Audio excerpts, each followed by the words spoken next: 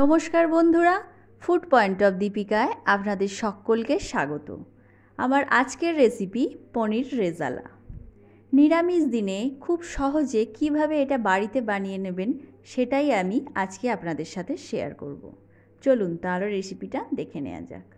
পনির রেজালা বানানোর জন্য একটা মশলা আমি রেডি করে নেব। তার জন্য নিয়ে নিয়েছি 12টা পরিমাণ কাজু বাদাম, 2 টেবিল চামচ পরিমাণ চারমগজ, আর নিয়ে নিচ্ছি 1.5 টেবিল চামচ পরিমাণ পোস্ত। এইবারে সমস্ত মশলাগুলোকে আমি জল দিয়ে 20 থেকে 25 মিনিটের জন্য ভিজিয়ে রেখে দেব। অপরদিকে আমি 500 গ্রাম পনির নিয়ে নিয়েছি। পনিরটাকে বড় কিউব করে কেটে নিয়েছি। আপনারা অবশ্যই আপনাদের পছন্দ মতো সাইজ করে কেটে নেবেন। অপরদিকে পনিরটা ভাজার জন্য আমি গ্যাসের উপর একটা ফ্রাইং প্যান বসিয়ে তার মধ্যে দিয়ে দিচ্ছি 20 ml পরিমাণ ভেজিটেবল অয়েল। তেলটা হালকা করে গরম করে আমি পনিরের টুকরোগুলো একে একে দিয়ে দিচ্ছি। পনিরটাকে খুব সামান্য লাল করে আমি ভেজে নেব। এক পিঠ আমার ভাজা হয়ে গেছে। এইবার চামচ দিয়ে আস্তে আস্তে করে উল্টে দিয়েছি। পনিরটা আমার ভাজা হয়ে গেছে। এইবার এটাকে কড়াই থেকে উঠিয়ে নিচ্ছি। অপরদিকে আরও এক ব্যাচ পনির আমি এইভাবেই ভেজে নেব।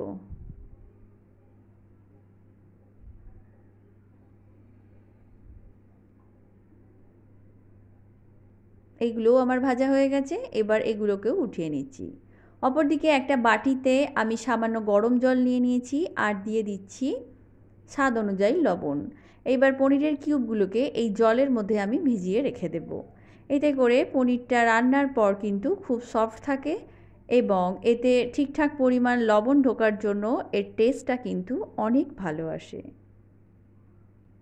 পনিরটা ততক্ষণে ভিজুক। এদিকে আমি মশলাটা রেডি করে নেব।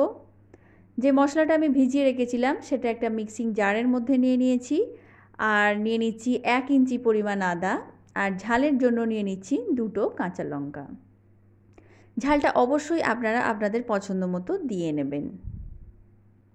পেস্টটা আমার রেডি হয়ে গেছে। এবার এই একই জারের মধ্যে আমি দিয়ে দেব 3 টেবিল চামচ পরিমাণ টক দই।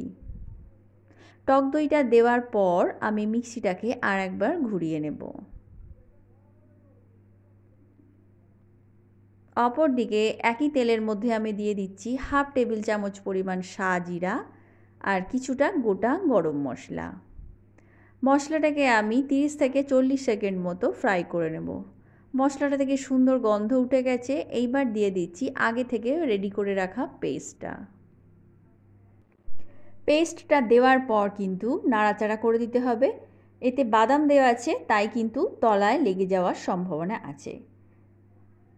গ্রেভিটা খুব ঘন হয়ে গেছে, তাই এর মধ্যে দিয়ে দিচ্ছি কিছুটা পরিমাণ জল। এইবার মশলাটাকে খুব ভালো করে কষিয়ে নেব। মশলাটা ফুটতে আরম্ভ করেছে। এই অবস্থায় আমি অ্যাড করে দিচ্ছি 1/2 টেবিল চামচ পরিমাণ কাশ্মীরি রেড চিলি পাউডার।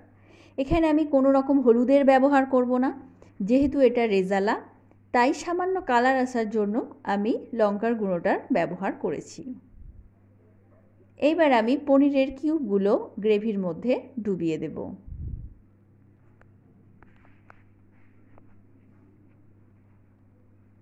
পনিরের টুকরোগুলো দেওয়ার পর গ্যাসের ফ্লেমটাকে লো করে 3 থেকে 4 মিনিট আমি এটাকে কুক করে নেব।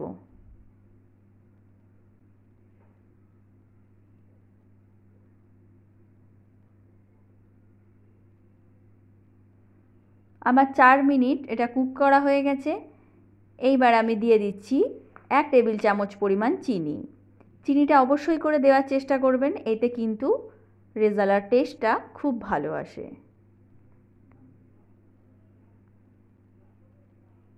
পনির কিন্তু অনেকটাই জল অ্যাবজর্ব করে নেবে। আমি এই অবস্থায় দিয়ে দিচ্ছি 1 টেবিল চামচ পরিমাণ শাহি গরম মশলা আর দিয়ে দেব 1/2 টেবিল চামচ পরিমাণ কেওড়া জল। এইবার মশলাটাকে খুব ভালো করে মিশিয়ে নিয়ে গ্যাসের ফ্লেমটাকে বন্ধ করে ঢেকে আমি 15 মিনিট এটাকে স্ট্যান্ডিং টাইমে রেখে দেব।